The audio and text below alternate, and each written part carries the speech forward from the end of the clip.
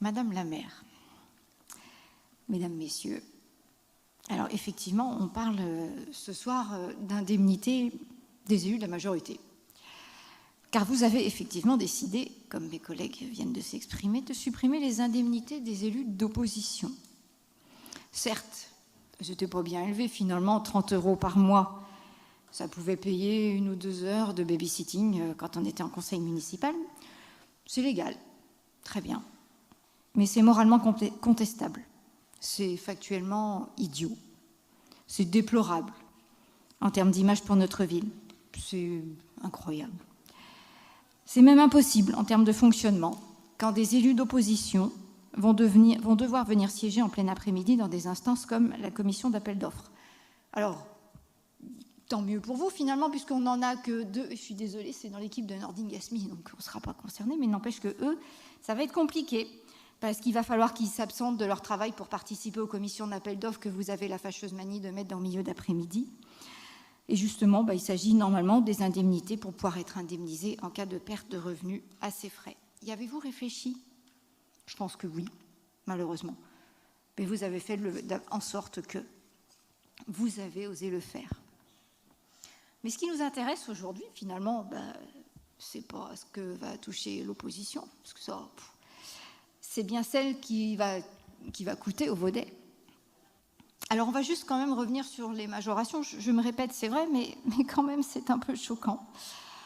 Vous allez toucher plus parce que Vaux-en-Velin est pauvre. Donc, plus on est pauvre et plus vous vous enrichissez. C'est vachement moral, hein. C'est idiot, mais c'est légal. Et la seconde, effectivement, je ne vais pas le redire, mais voilà, on était ancien canton, ça devrait être supprimé, mais vous pouvez le faire, donc vous le faites parce qu'il faut être encore plus riche. Alors après, il ne faut pas s'étonner quand même, dès lors que plus personne ne croit en la politique, ne croit en les élus, si vous vous augmentez de 37% et les adjoints de 48% sur ces bases-là. C'est dépitant, Madame la maire, ce n'est pas obligatoire, mais vous le faites. C'est immoral, c'est idiot, c'est détestable pour nos finances, c'est détestable pour nos administrés. Alors revenons juste sur le montant des indemnités quand même, parce que, ok, très bien. Finalement, moi je tire mon chapeau aux élus qui seront des conseillers municipaux délégués, parce que c'est vrai qu'ils ne touchaient pas grand-chose, certains travaillent beaucoup. Moi j'en ai vu sur le précédent mandat passer beaucoup de temps en mairie. Pour 309 €, ce n'était pas beaucoup, donc ils vont augmenter de 15%. Moi je vous dis chapeau, parce que votre implication pour ce montant-là aussi, et probablement bien plus que celui de l'opposition, c'est pas beaucoup. Ensuite, il y a celle des indemnités d'adjoints. Alors là, vous avez simplifié, parce qu'avant, il y avait une distinction entre ceux qui allaient à la métropole, puisqu'ils avaient une grosse rémunération métropole, donc ils touchaient un petit peu moins. Mais là, vous avez mis tout le monde au même niveau. Pouf. Donc, ils vont un peu baisser. Et puis, il y en aura qui vont cumuler à la métropole et qui vont toucher bien plus. Eux, ils vont toucher 2 812 € en maintenant en plus leur emploi. Là, c'est quand même assez important. Et puis, quand même, je finis par le pompon. Madame la maire, effectivement, ce sont vos indemnités. Alors là, nous sommes un peu chez Pharaon. Alors, même si les frais de représentation n'ont pas payé les loups-boutins qui avaient fait une super surprise en 2015 quand vous étiez secrétaire d'État 2016, au vœu de la ville, frais effectivement, mais c'est surtout ce chauffeur.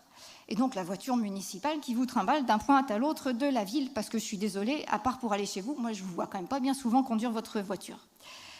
Vous voilà donc avec des indemnités pharaoniques de 4 376 €, alors que vous n'en aviez que 3 255 €, soit une augmentation de 35%. Qu'est-ce qu'il justifie ? Je ne sais pas. Mais finalement, vous osez tout.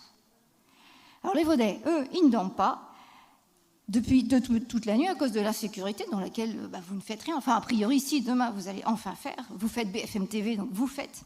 Ça fait juste 6 ans que vous n'avez rien fait. Mais vous, nous, on tire le diable par la queue. On vit avec le Covid. On va payer la crise parce que certains ne vont pas avoir de boulot peut-être en septembre. Mais vous, vous aurez des augmentations. Et je ne parle pas du cumul de votre poste de maire avec celui de la vice-présidente à la métropole. Puisque là, c'est effectivement 3 700 € de plus. Et alors, ce qui est assez incroyable, c'est que la métropole a dit même, on vous augmente de 1 000 € à condition quand même que vous ne cumuliez pas et que vous rendiez votre mandat de maire. Et alors, comme par hasard, là, il y en a 3, d'ailleurs 2 maires PS, qui disent non, non, non, nous on cumule. Hein. Donc nous, on garde, on prend tout. C'est pas mal, hein? C'est pas mal. Donc M. Doucet, lui, se l'est appliqué. Moi, je lui tire mon chapeau. J'ai beaucoup de respect, parce que c'est bien. C'était courageux de le faire.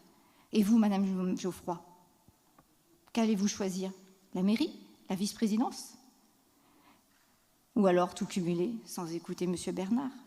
Et montrer cette image détestable des politiques qui sont là pour penser d'abord à eux et dégoûtent les Vaudais d'aller voter.